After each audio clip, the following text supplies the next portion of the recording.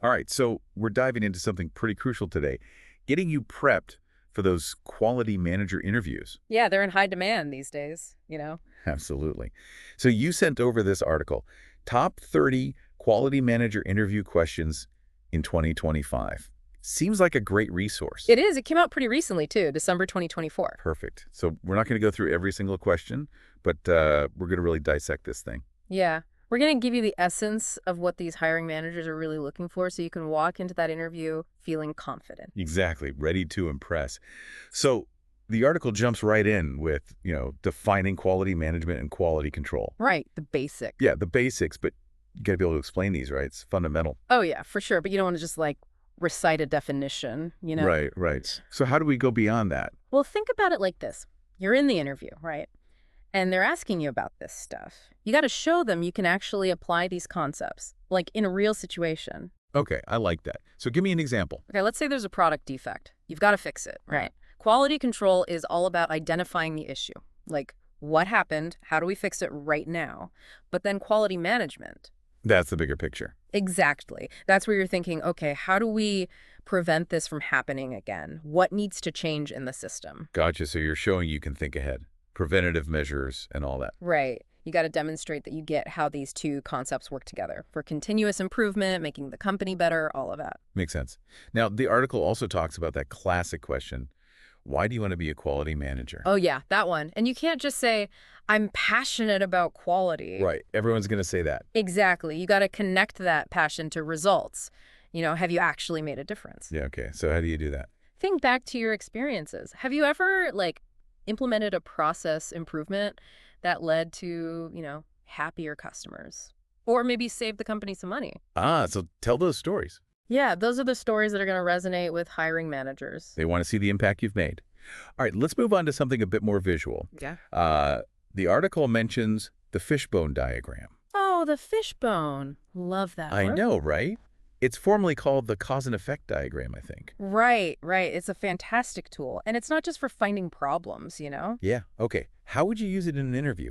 Well, you can show off your analytical skills, your problem-solving skills. Okay, give me a scenario. So let's say they ask about a time you had to solve a really tough problem, right? Don't just tell the story. Say, I used a fishbone diagram to break down the problem. Figured out the root causes and then, bam, came up with a solution. So it shows you're organized, you have a system. Exactly. And it makes it memorable, it paints a picture for them. Yeah, it's not just a list of tools. You're showing you know how to use them. For sure. Now, the article gets into some, I guess we can call them intermediate level questions. It talks about describing your management style. Oh, that's a good one. That's where self-awareness really comes in. Right, because you can't just throw out buzzwords. Yeah. Right? Like collaborative or results-oriented. Yeah, everybody says that. Think about your core values as a leader. How do those values play out in real life? You know what I mean? So instead of just saying, I'm a great communicator, you got a concrete example. Okay, like what? You could say, I believe in being open and honest. So I have these weekly team meetings where we all get on the same page. Everyone knows what's going on. It's not just words, it's action. Exactly. It shows you actually live by your values. Mm-hmm. That's powerful. Yeah, for sure. And speaking of, well, not exactly powerful, but important, the article mentions the question about a quality manager's daily routine. Yeah. How do you make that interesting? That's the thing, right? It could sound pretty boring. Well, you have to highlight that this job, it's not just sitting at a desk. It's dynamic. You're constantly dealing with new stuff, working with different teams, looking at data, always trying to make things better. So instead of saying, I start by checking my emails, you could say something like, I make sure I address any urgent communications first. Got to be on top of things, right? If there's a potential quality issue, got to jump on it. It shows you're proactive. Exactly. Always thinking ahead. It's not just what you do, it's how you do it. Okay, now the article throws in this whole PMBOK thing. The PMBOK, yeah. Yeah, the project management body of knowledge. Kind of intimidating for some people, I bet. It can be, yeah. But it's really about highlighting these 3 key processes, They're essential for any organization. Planning, assurance, and control. So you're saying it's not about just putting out fires. Yeah. It's about being prepared. Right. Having a system in place. When they ask you about PMBOK, they want to see that you get it.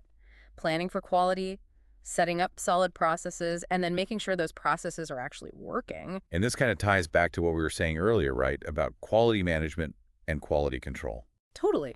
Understanding PMBOK shows you've got a broader perspective. You're thinking about quality throughout the entire project.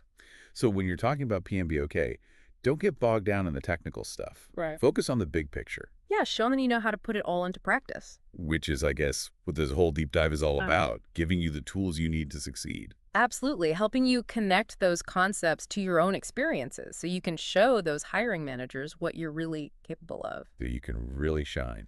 Exactly. All right, ready for some tougher questions. Lay it on me. Okay, the article brings up this question about how do you standardize quality processes? Interesting. But here's the catch. You got to think global. You're running manufacturing in different countries. Yeah, that adds a whole other layer of complexity. It does. And you can't just say, hey, everyone, follow these rules. It's not that simple. Definitely not.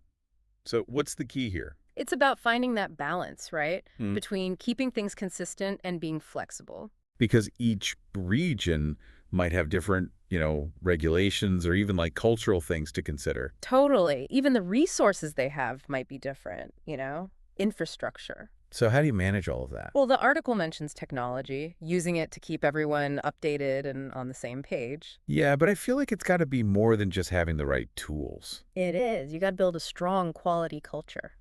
And that has to come from the top, So it's about leadership, setting the example. Right. You need clear communication, make sure everyone's trained properly, but you also got to empower those local teams. Give them some ownership so they could adapt things to their specific situation. Exactly. It's like building this global network, right? Everyone's working together towards the same goal. But they also have the freedom to make it work for them. I like that.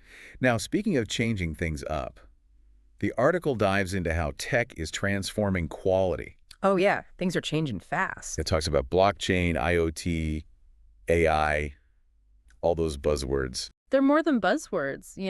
They're changing the game. Take blockchain, for example. Okay, yeah, how's that being used? Well, think about traceability, knowing exactly where a product came from. Ah, okay. It's huge in industries like food and pharmaceuticals. Right, because safety and authenticity are critical in those. Exactly.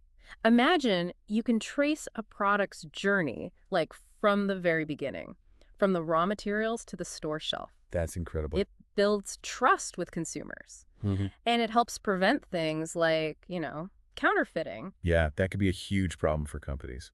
not to mention dangerous for customers. And then you've got AI and machine learning. Oh, yeah, those are the big ones. They can analyze tons of data, find patterns, and predict potential problems before they even happen. It's like having a crystal ball for quality. Right. You're not just reacting anymore. You're being proactive, using data to make things better constantly. Love it.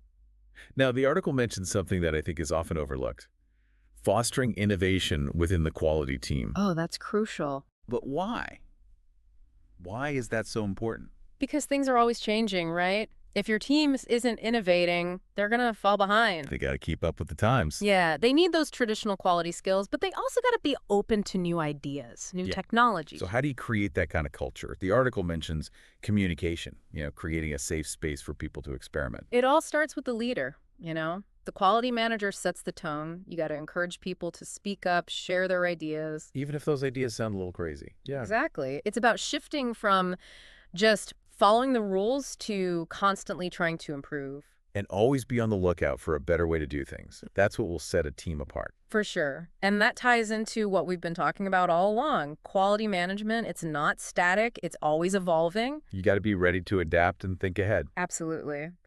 These tougher interview questions, they're testing your mindset. They want to know, can you think critically? Can you see the big picture?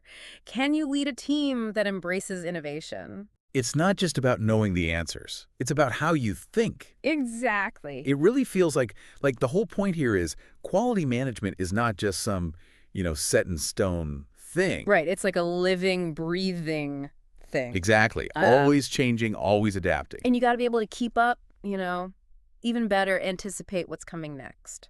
Which brings us to the article's conclusion, right? It says these interview questions, they reflect that whole evolving nature. It's not just about knowing the textbook stuff. No. It's about how you actually think. Critical thinking. Can you apply those concepts, when it really matters? Real world stuff. Exactly. They want to see, how do you handle a tough situation? How do you make decisions when the pressure's on? They want to see you in action. Right. Problem solver, innovator, leader, someone who can take charge even when things are changing fast. So I guess what we're saying is don't just memorize answers. No way. You got to, bring your own experiences to the table.